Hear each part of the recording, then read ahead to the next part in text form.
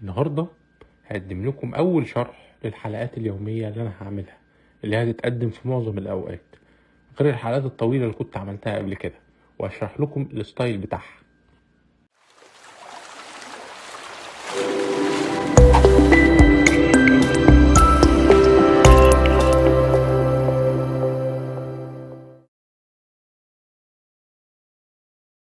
أنا بكل ببساطة هفتح بوست يومي هتكلم فيه عن كل حاجة أنا اتعرضت لها في الحياة، أو كل حاجة مثلا عملتها في اليوم بتاعي، أو كل حاجة مثلا كلها شفتها.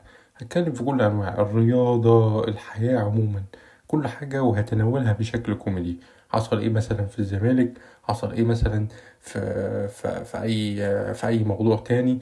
أي المواضيع مثلا نزلت الترند ممكن أتكلم عليها بشكل مختلف تماما، وكل ده في إطار الهزلية والكوميدية بس. هجيب لك كل أنواع الصور، هنزل لك كل أنواع الفيديوهات، هعرض لك كل أنواع الآراء وهقول كل رأيي، وطبعا باحترام خلي بالك انت.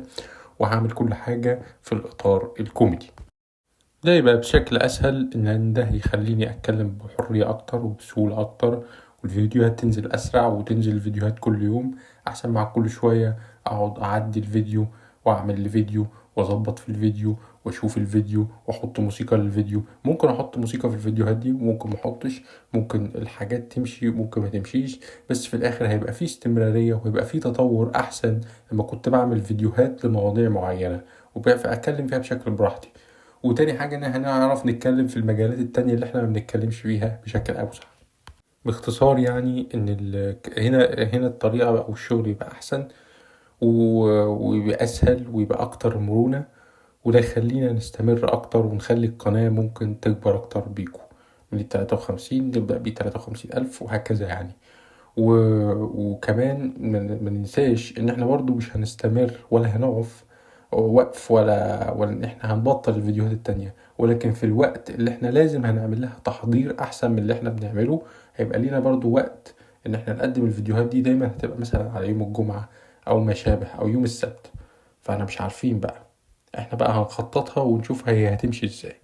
هنقعد مثلا نتكلم على المسلسلات، نتكلم على أفلام، نتكلم على ماتشات كورة أنا شفتها، نتكلم على وجهة نظري في الحاجات اللي أنا مهتم بيها، ولو انتوا ليكم حاجات تهتم بيها أنا ممكن أبحث عنها وأشوفها وأعرض آرائي، وكله يعرض آراءه وكله يقول الكومنتات بتاعته.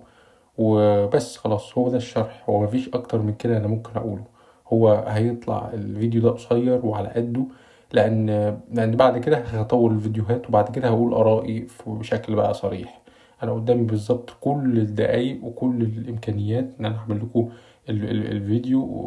واضح إن الشريط سف خلاص، فأنا هقفل الفيديو. بقول لكم متنسوش تتفرجوا على حلقة رجل النينجا. سلام.